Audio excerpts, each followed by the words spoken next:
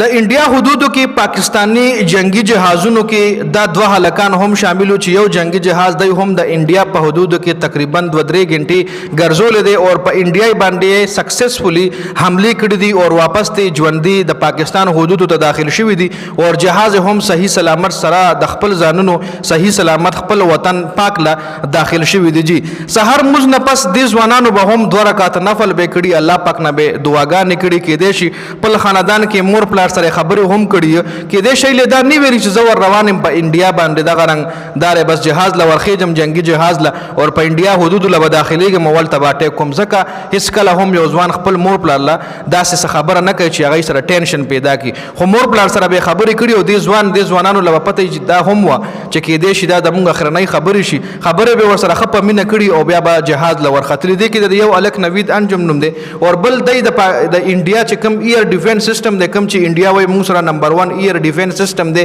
S400 S400 هغه ول هم د ناکام کړي د JF-17 تندر چې کوم د پاکستان جنگي جهازونه دي دوی ول هغه مکمل سیستم ناکام کړي ځکه د انډیا حدود ته داخل شوی دي او د انډیا چې کوم ایر ډیفنس سیستم د S400 هغه لا پته نه لګیدل چې پاکستانی جنگي جهازونه نوید انجم پکې هم شامل له دوی راغلي دي او د انډیا په حدود کې دي په دلی په راجستان په پټانکوټ په مختلف علاقو باندې د مخکې ویلاګز کې تاسو سره مالډي مکمل تفصیل شریک کو چې کم ځایونو کې د انډیا په آرمي باندې اټیکونه شو مکمل نمونه د لما دغه علاقو داري ما سره اوس هم لیکل شته دوباره د سره هم شریک کول شمه خو ویل پلیټ د پاکستان ایر فورس چې کم ځوانان دي ګوره انډیا کې د کم ځایونو ټارګټ کړي دي ګجرات دلی چندیګړ راجستان ادمپور پټانکوټ د لسونه زیات ځایونه چې کم دي د پاکستان د ایر فورس ځوانانو ټارګټ کړي دي او صحیح سلامت واپس خپل وطن پاک لا داخل شوی دي او دا غي چې کم ایر ډیفنس سیستم د کم چې غي داوی کوي چې دا زموږ سټرانګست ایر ډیفنس سیستم دی زموږ په حدودو کې چې مرغۍ هم داخله شي د پاکستان نه موږ له پته لګي نو دا هغه مرغۍ وي چې د تاسو حدودو له داخله شوي او تاسو له پته مونږ لګیږي او د تاسو په حدودو کې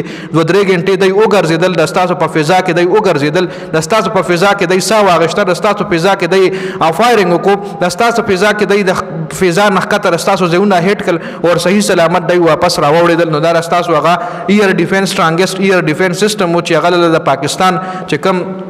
JF-17 تندر تیاری دي اید الله مکمل ایکسپوز کو جی بل د انډیا په یو داسې علاقہ باندې هم حمله کړې ده چې دا غي نوم پیاس ته او دا داسې علاقہ ده چې په دغه علاقہ د انډیا میزایلو سایت ته د انډیا د میزایلو یو ایر بیس ته په هغه ایر بیس ول هم د حمله کړې ده او د انډیا هغه میزایل چې کوم انډیا په ډیر زیات فخر او نازیږي چې موږ سره براموس میزایل دي او براموس میزایل د انډیا داسې میزایل دي چې د پاکستان ته باقي ختمه کول لامکه خو بیا ول هم دغه پیاس علاقې له ور داخل شوی د براموس میزایلو چې کم سایت ته کم ایر بیس ته پاغه ولا سکسسفلی حمله کړی دا پاکستان آرمی کلیم کوي هم دا چې مونږه اغه لا کافي نقصان ور کړی دی په دې ویډیو کې دا اپډیټ سو د ویډیو کتلو زیاته مننه والسلام.